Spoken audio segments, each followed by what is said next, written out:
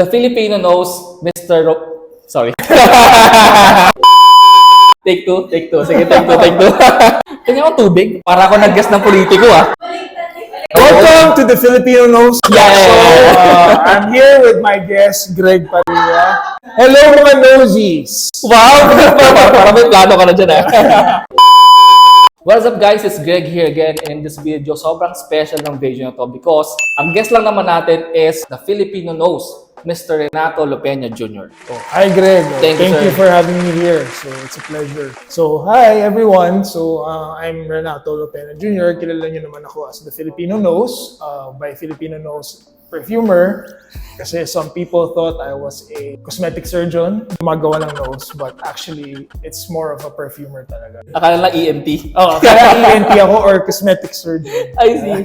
I'm very excited today, sir, actually, because parang sobrang bihira yung time na magkaroon ng perfumer. Hindi lang sa social media, but even sa TV, parang ganyan. Bihira tayo makakita ng perfumer na makakausap natin sa ganitong setup. So I'm very excited because I will get to know you. Ano ang trabaho ng isang perfumer? Parang ganyan. Give us parang konting introduction sa personal life mo rin, ganyan. Okay, I'm 36. Tama naman yung age ko, di ba? Yeah, because sometimes I forget my age. Yeah, so it's 36. I'm 36 years old, married, a perfumer, and I'm also a certified aromatherapist. Yeah, actually, yan ang gusto ko malaman eh. Hindi ko tinanong sa inyo kung ano ibig sabihin. Kasi iba ba ang perfumer sa aromatherapist? Yes, because ang aromatherapist, you're concerned with mostly natural to, no? Natural ingredients. You're dealing with essential oils, resins, and what have you na mga basta natural. And you're focused not just on the scent but also the therapeutic benefits. Kaya siya tinawag na aromatherapy because they believe na kapag may what you get sa naaamoy mo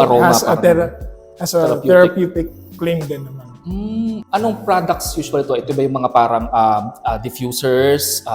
Yeah, pwedeng diffusers, pwedeng yung pure essential oil lang, and then pwede rin yung mga balm. Well, a typical day is always smelling. So parang when you get to the office, the first thing that I do is smell the compositions that I made the day before, check it if it's okay or if it's needing revisions. I also smell raw materials, compositions, if they're based on the regulation, kung IFRA compliant ba, mga ganun. When I'm not in the office naman, I always smell, parang pag minaamoy ako, I always ina-analyze ko. Yeah, pag nasa beach ako, parang ganda tong ano na to, amoy na to. Parang you always get inspirations from the things that you smell. I think that's the life of a perfumer. Gamit na gamit yung ilong dito, no? Parang ganyan. Yeah. Talagang. Senses talaga siya, no? Yeah, senses. Nabanggit mo, sir, yung IFRA. This is parang international body yan. Yes, it's a regulating body. Paano yung communication nila sa mga perfumers like you? Paano kayo nakakakuha na parang updates? Dapat ano yun eh, pag sa company, dapat may parang regulatory officer ka who is always in the loop of the regulatory updates. So it's not you directly na? Not me directly, but you know, I belong to the International Society of Perfumer Creators, so doon nag-update sila ng mga about sa regulations, yung mga updates. Yeah. Ngayon sir, ang question naman, I'm sure baka hindi ito first time na narinig mo na sa iba, no? Pero bakit perfumer? Bakit ito yung pinili mong parang path or career? Actually, hindi ko siya pinili. Okay. Yeah. Nung college ako, hindi ko naman talaga alam what path do I want to take. So may time pa nag-culinary ako. Parang hindi ko na-enjoy. Parang gusto ko lang kumain pala. Yun, na-realize ko gusto ko lang kumain. But I don't want to, cook and, know the art of behind it. So I dropped out and then I started working for the company. And then when I earned money, I buy my own perfumes. Yung mga perfumes pala sa akin, na-realize ko noon is parang meron siyang emotion linked to it. So nahilig muna din pala kayo? Yeah, actually, nung bata ako, gumagawa rin naman ako ng perfumes sa lab noon eh. Pero hindi ko naman siya inisip na as magiging career ko to. I see. Nabagay ito sa lab. Ano yung lab? Yan, may laboratory kasi kami sa office. So parang we do formulations and then nung bata ko, I play around. Masamang but I go to the lab. I curious kasi ako ng bata ko, ano kaya yung ginagawa nila dito? So may ginagawa silang pabango. So parang ako, okay, gusto kong try. So nag-mix ako ng alcohol, water, and fragrance. So may exposure na rin noon pa? May exposure na noon pa. And then part din kasi ng business namin yung mga distributing ng fragrance oils, mga ganun. So parang it's really part of the ng business, but I didn't see myself as Gagawin mo rin to. gagawin ko rin to. Meron akong perfume na sobrang pag masaya ako, ang ginagamit ko D&G Light Blue, mga ganun. Pag gwapong-gwapo sa sarili, mga ganun. Meron akong ginagamit yung Invictus. So parang na-curious ako, ano ba? What's behind the scents? Bakit may emotion linked to it? So na-curious ako, and then I said, okay, I'm gonna study more about perfumery. I decided to enroll. At that time, nung nag-apply ako, wala pang Filipino students sa JEEP, doon sa gina-graduate akong school. Kasi ang practice nila, pag may student na mag-a-apply, if they have an alumnus there or an alumni, siya yung mag-a-administer na entrance exam. And at that time, wala naman kasi ako nga yung first nilang Filipino student. So, I had to go to Japan to take the entrance exam. It was a big risk kasi wala namang assurance kung papasa ka or hindi. At that time, ang talagang vision ko for my career was to be in sourcing. Kasi sa perfumery industry, you have different career paths. Pwede ka maging sourcing, pwede ka maging evaluator, perfumer assistant, and then perfumer. At that time, talagang sabi ko, gusto ko sourcing kasi naniniwala ko, we have a lot of odoriferous plants here in the Philippines na pwede natin i-export sa ibang bansa. We just don't have the proper knowledge, the proper capabilities at that time. Pero ngayon, meron na mga ganun. And then, when we started doing the creations na, we do the accords, na-enjoy ko siya. Parang, oh, this is fun. Parang may art pala behind it. It's not all science. There's also art behind it. And you get to express yourself. Parang malalaman mo, maintindihan mo, okay, sa orange flower, kapag pinalitan ko ba itong isang ingredient na to, ano mangyayari? So, may mga ganun. Parang, okay, this is fun, masaya pala. Masaya pala siya. And then, mas lalo akong nag-enjoy nung sa final project na parang you will do two things. Pipili ka kung rose ba or vetiver. Rose na pang lalaki and vetiver na pang babae because usually vetiver is for palalaki. So, baliktad. Baliktad, binaliktad nila. So, pinili ko rose. Yun, doon nabuo yung hacideros. Yeah. So at that time, doon ko kinonceptualize yung hacideros and parang sabi ko, gusto ko ng something na may Filipino touch o may something na may kinalaman sa culture ko, sa background ko. So parang sabi ko, okay, farmers. And then the hacideros, yung rose is coming from the rose. Okay. So na-enjoy ko siya. Sabi ko, okay, I think this is fun. I think this is the career na lang pala na gusto ko. Kasi in a way, medyo makaka-help din siya sa sourcing because kapag na-realize nila, okay, meron palang potential sa perfumery industry itong mga odoriferous plant materials. So probably it will maging business din ng iba or magawa ng trabaho ng iba. I think marami makaka-relate dun, sir, kasi sabi mo nung parang college ka nag-drop out ka pa, at iba yung pinasok mo na career. Kasi hindi lahat ng tao is parang alam na nila gusto nilang gawin sa buhay di ba? I mean, merong ibang ganon. Pero ako, isa rin ako dun Parang nag-work na ako, ano ba talagang gusto kong gawin sa buhay? Alam mo yun? Parang, tapos, eventually, down the road, you-discover na parang, ito pala gusto kong gawin. Oo, tsaka at that time, parang ano ba talaga talent ko? Hindi naman ako kumanta. Okay. Hindi naman ako magaling sumayaw. Hindi naman ako marunong sumayaw. So parang, saan ba ako magaling? And then when we started doing the creations, parang ako, okay, parang kaya ko pala to. Parang meron pala akong talent. Parang, feeling ko lang noon ng time na yun. May talent pala ako sa ganito. So sabi ko, okay. So parang pwede pala. Pwede pala. I guess parang parang keep on parang discovering new things para makita mo kung saan ka magaling. Alam mo yun. By the way, guys, for those who doesn't know, si Sir Renato is meron siyang brand na, sariling brand, which is Renato. It's more on a bespoke brand. And actually, nung una, medyo hesitant ako because I don't want to give the impression na parang kino-compete ko yung mga ginagawang kong brands.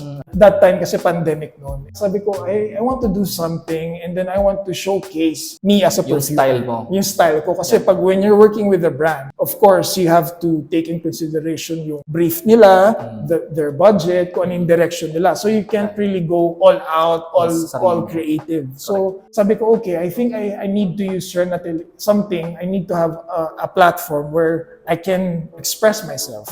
And then in a way, parang yung mga gusto na magkaroon ng sarili ng pabango, they could express themselves using bespoke scents. Parang inspired ako sa mga noon na perfumer, di ba? Pag pupunta ka sa shop, parang, okay, I want this scent, get to go.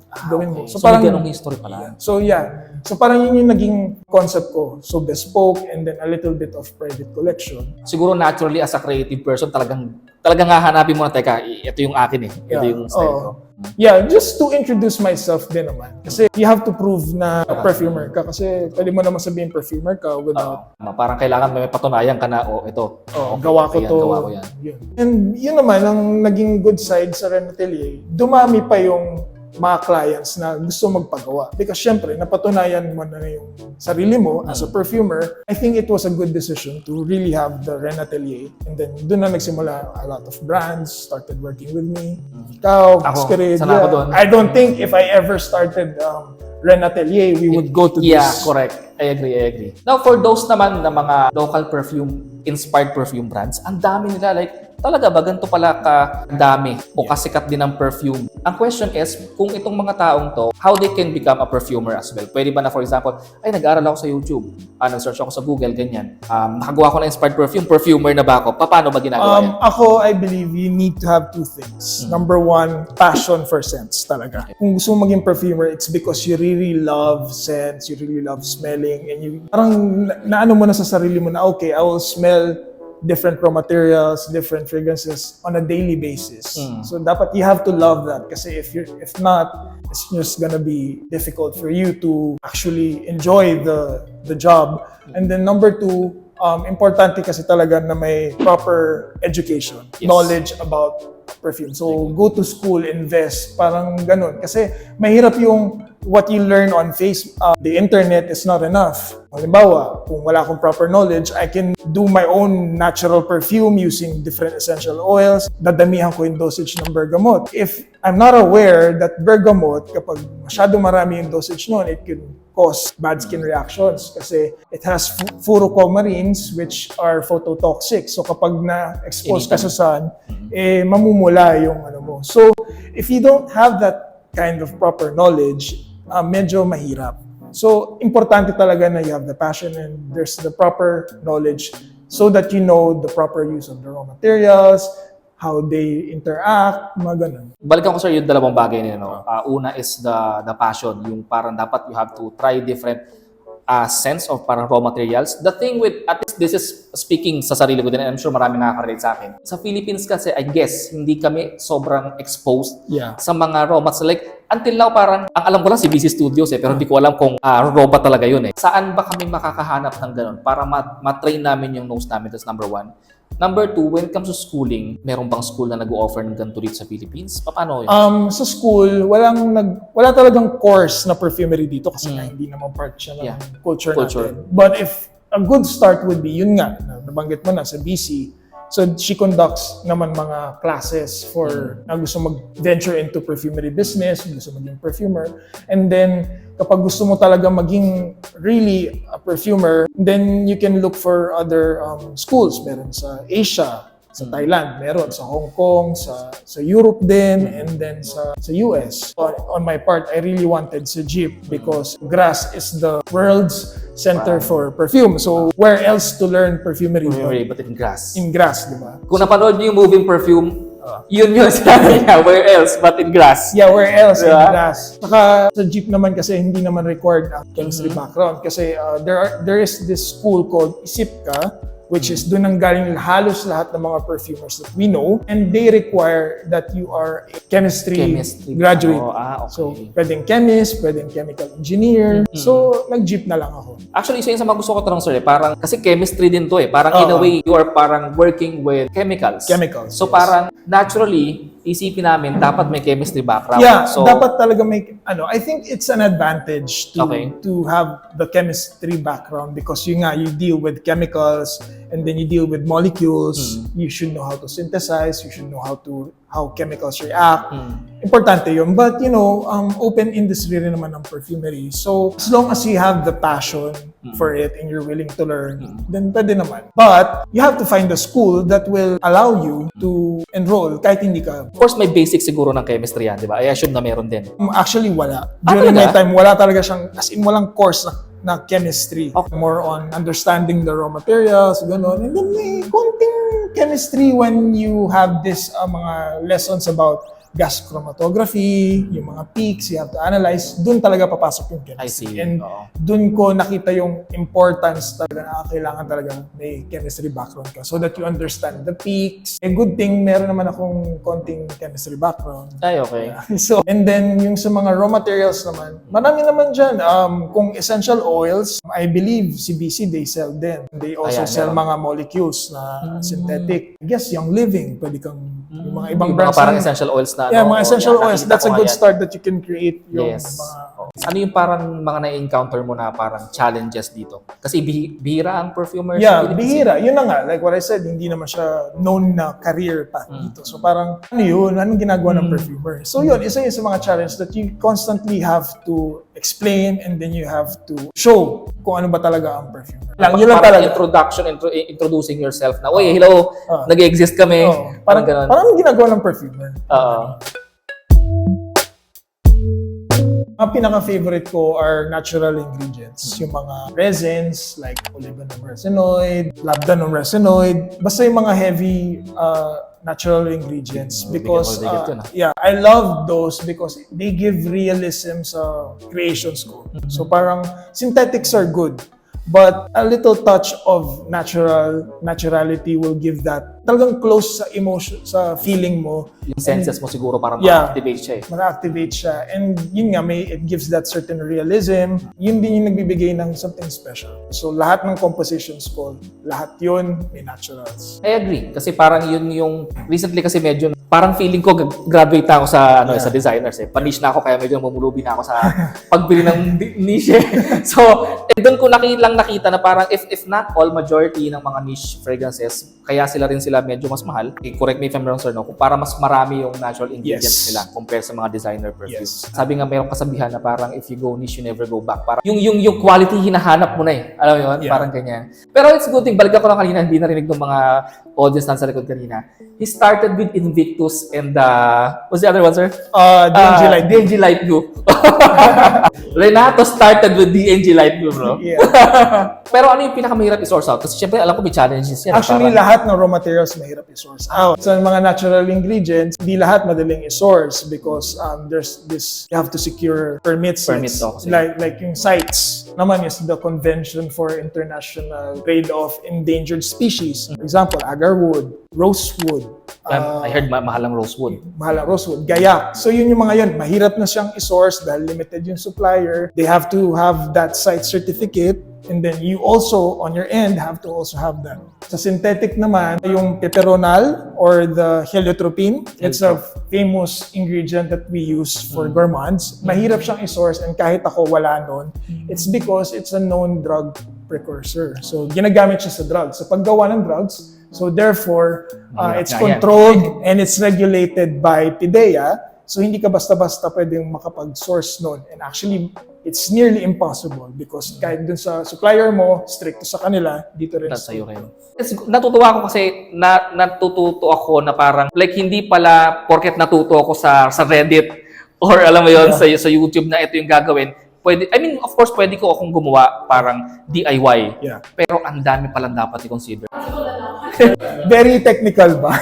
Very nagiging technical kami this time. Pero ako medyo ina-absorb ko lang din dahil natuto tayo. Kasi parang parang siguro baka isipin nila na madaling kumuha ng raw materials, madali lang yan, bili ka lang ng bili. No. Siguro I can only comprehend gano'n siya kahirap because sabi nga, in 4 years in this hobby, wala nga akong sariling raw mats eh. To try, I know there are people na kakilala ko na nakakakukuha sila pero abroad eh. I understand medyo mahirap nga talaga siya. Magandang startup yun kung may mga, kasi I know inspired brands, kasi I work with brand owners na parang gusto rin nila one day gumawa silang sarili nilang composition. So, masingit ko sir, wala sa question to. Is there any chance in the future na nakikita mo na magkakandak ka ng parang classes na parang to teach us or teach people to, about this thing? Actually, ang dami na nagtatanong sa akin yan. Pero ako, I don't see myself kasi na parang teaching. Not because I don't want to share the knowledge, but because parang for me, wala pa akong masyado napatunayan. Parang my years of experience as a perfumer is not enough for me ako lang to, sa paniniwala ko, to teach. I'm not like John Claude Elena or yung mga famous perfumers who can really teach you all the details about the perfume, about perfumery. Eh ako, anong tuturo ko? I'm only good as my creations now. So parang yun yung parang hesitation ko why I don't want to share my knowledge is because kulang pa yung, I believe, my years of experience as a perfumer. Yeah, tama naman. Well, maybe in the future. Let's see. We'll see. Pag talagang yung Filipino Nose International Nose na. Ito, medyo siguro kami as enthusiasts or perfume lovers, ganyan, we would want to know, as a perfumer, what are your favorite fragrances? Okay, alam niyo naman na yung nagsimula ako sa DNG, Light Blue, sa Invictus, but I also love Aventus. Aventus boy din ako. Terre d'Hermes. And then now, ang pinaka-favorite ko is mga oud na fragrances. Like yung ginagamit ko ngayon is yung Oud Call by I was about to ask you kung ano yung naamoy ko na to eh. Oud Call by Guerlain. So parang nag-evolve din yung taste ko when it comes to perfumes. Parang hindi na ako masyadong mahilig sa mga fresh. I mean, I like them. They're still appealing. There are times that I use them. Pero ang reach ko talaga ngayon is yung Oud Call. I agree. Sabi ko rin nga parang sa journey ko pag-graduate na ako sa designer, kinahanap ko rin, nagulat nga yung Charles. Shoutout kay Charles ng Room Fillers Podcast. Bilang pinapanood kita from the start, nagulat ako na yun yung mga favorite scents mo kasi medyo heavy na yung sinabi ko sa kanya. I guess ganun talaga yung journey na parang from fresh, hahanap ka ng medyo slightly daring na parang scent na parang, ibang experience naman to. Nag-prepare ako ng mga FAQs. Nasagot ko na to sa mga channels ko pero gusto ko lang din na manggaling sa inyo mas maganda. Number 1 is, what are your thoughts about oil-based perfumes? Alam ko nasagot mo na yan, pero hindi tayo titigil dito. Oil-based. Yan si best friend. Yan si best friend kasi nandyan siya parati. I think oil-based is misused and misunderstood concept. I agree. Ang oil-based kasi, pag sinabi mong oil-based, the product format should be in oil. Majority or 90% or even 70% of that product is oil. And then lahat ng mga ginagamit mo na ingredients along with that are oil soluble. So dapat, yun ang oil-based. Once you put alcohol and water, hindi na siya oil-based. It's now alcohol-based because ang pinakamarami na sa formula mo is alcohol. Alcohol and water. Yeah, and I think the reason why they think lang naman na oil-based siya kasi ang fragrance, oil siya. So parang okay, oil-based kasi fragrance oil nga. But no, once you put alcohol and water, it's no longer oil-based. And pangalawa, concentrations, yung perfume. It gives you that oily feeling. Yeah. So parang tingin nila, siguro ito yung oil-based. Oil-based, yeah. Kasi ang taas ng concentration. Pati sa sige, ito oil-based to, oil-based. Yeah, so kasi ang taas ng concentration eh. So probably this is oil-based. That's the pero no. Kaya nga siya tinawag na, di ba, yung sa French yung yung EAU, the eau de toilette or eau de parfum. Ibig sabihin nun, it's toilet water or perfume water. So, water. So, it's no longer oil. Ang masasabing mong mga oil-based, yung mga perfume oil. Oils. Attars. At saka yung mga nauso dati mga oil, yung mga perfume rollers. Yeah. Tsaka kung tama sir din yung pagkakaintindi ko, parang kung mag-oil ka kasi, hindi mo na siya masaspray halos. Yes. Ngayon, kung may spray mo man, hindi siya magde-diffuse because yung alcohol yung nagke-carry yung scent palabas eh. Yes. So, hindi siya lilipad. Hindi siya aangat. Parang ganyan. Yeah. So, I hope this clears the misconceptions sa oil-based. Okay. Sabi ko nga, hanggat may nagtatanong ng oil-based, willing akong gumawa ng content para sagutin niya. And I think that's the reason why we're here. To really educate them. Tips on how to increase a perfume's longevity. Alam niyo na sagot dyan. Use masquerade. Use masquerade. Alam niyo na. Use masquerade. Alam niyo na. Other than masquerade. Other than masquerade. Shameless plug lang. Shameless plug, yes. Yeah. Other than masquerade. Di ba yung sinasabi nilang moisturize your skin? Yeah, moisturize your skin. Yun, yung mga ganun. And then, ako kasi naniniwala ako na no matter how hard you try, if the fragrance is not meant to last long, it will not last long. Kasi depende talaga yan sa pagkakagawa ng fragrance. I agree. Minsan sinasabi ko rin na parang pag ang scent profile niya is on the fresh side, citrus, hindi talaga rin sila naglalast talaga eh. Yeah, and kahit yung concentration, yung EDT, don't expect EDT to be super long lasting. Kasi ang baba ng concentration. Lalo na yung mga cologne. Yeah, eau de cologne. Eau de cologne, yung mga mist, don't expect them to last long because ang baba ng concentration. Isa rin yan sa mga parang sa mga sinasagot ko rin. I-check nyo rin muna yung saan ba siyang category, eau de toilette ba siya, eau de parfum ba siya, extract or parfum concentration. Although, yes, may price na kasama yun. Mag-i-increase yung price. What's the difference between fragrance oil and essential oil? Ako talaga tanong ko to gusto ko malaman siya. Okay, so an essential oil is a volatile material derived from physical process, pwedeng distillation, steam distillation, or expression from an odorous plant material of a single botanical form. Okay. So to put it in layman's term, isang plant source lang siya. So kumbaga kung lavender lang. Lavender essential oil, that's why we have lavender essential oil, you have bergamot essential oil because it's only coming from bergamot, then it's only coming from lavender.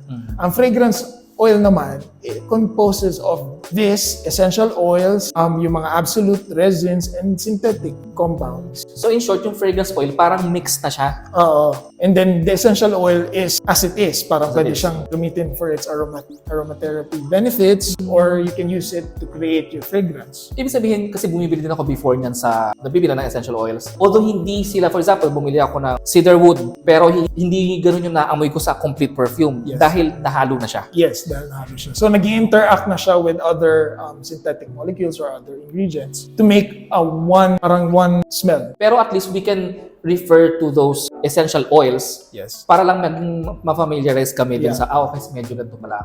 Pero ano rin yun, when you buy ingredients, be specific. Like, I'm looking for lavender essential oil. Kasi merong instances na may fragrance oil na lavender. So it's basically a lavender fragrance oil na may components ng lavender with some other ingredients. So pag sinabi mo lang gusto ko na lavender oil, bibigyan ka na lavender oil. Tama. Without knowing gets. Magtataka ka, bakit hindi naman to yung amoy talaga na lavender? It's because it can also be a fragrance oil, lavender na fragrance oil. So kung gusto mo talaga yung essential oil, specify na I want the essential oil. Do you have any parang fragrance myths that needs to be debunked? I don't know if this is a trend that is starting, pero yung chemical-free. Yeah, I saw your post about fragrances.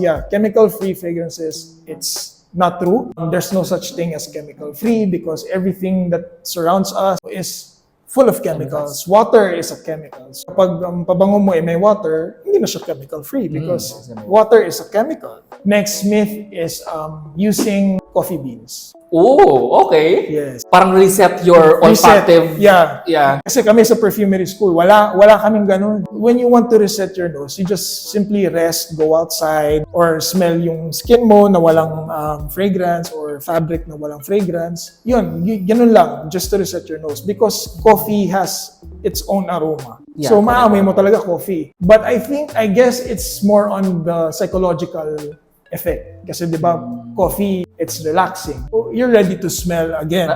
So, totoo lang, you do not need coffee beans to reset your nose. But if it works for you, go ahead. Okay lang din, no? Eto pa pala, may nationality ang ating mga testers. Actually, maganda yan. Sige. You know naman, di ba? May US, may Dubai, may Singapore. May citizenship. Nakakaingit nga minsan. Ay, buti pa tong tester na to, US citizen. Yeah. US tester. May Dubai tester. In reality, walang ganun because when fragrance houses manufacture the fragrance, isang isang batch na yan. Naglalaan sometimes sila ng talagang specific pang tester talaga to. Correct. Or sometimes kapag may reject na bote, doon nila ilalagay yung fragrance, gagawin nilang tester yun. It's not economical and it's not good business decision to create different testers for different countries. For me, it doesn't make sense na parang, gagawa ako ng batch for Singapore, gagawa ako for Dubai, Parang, kasi parang, bakit? Anong pinagkaiba ng Dubai at saka ano? Kasi mahirap din yun. Dahil, ito US tester. So kapag inamoy ko yan sa Dubai, iba siya. True. No, it should be the same. Siguro ma-add ko na lang din nabanggit na yung tester. Yung mga tatanong kasi, parehas po ba yung amoy ng tester sa original? Yung mga ganyang questions. May possibility na sometimes medyo may slight difference because of, di ba, pag tester siya, lagi siya yung ginagamit, so na-expose sa light, iba't ibang factors. So, pwedeng mag-iba ng konti yung fragrance, but it's still the same. Yeah, I agree. There's this one, bago pa lang ako nito, ma-share ko lang. Bumili na ako ng perfume ngayon before, tapos nung nag-repurchase ako, sabi ko, patry nga po rin ng tester. Sabi ko, bakit iba? And that's the time na medyo alam ko na, marunong na ako mag-detect ng perfume kasi nalaman ko, sir, parang may mali po. Hindi po kaya parang expired na yung perfume. Sabi, hindi po sir, ginagamit na yung palagi. Sir, sige na, please, patry lang ako ng ibang tester. May tester pa siyang iba. Nung namoy ko yung tester na bago, sir, ito yun. Tapos pinamoy ko sa kanya, magkaiba nga. So I guess parang either siguro naiinitan or exposed kasi siya or maybe just expired na. Oo. Iba parang napanis yung scent niya. Yeah.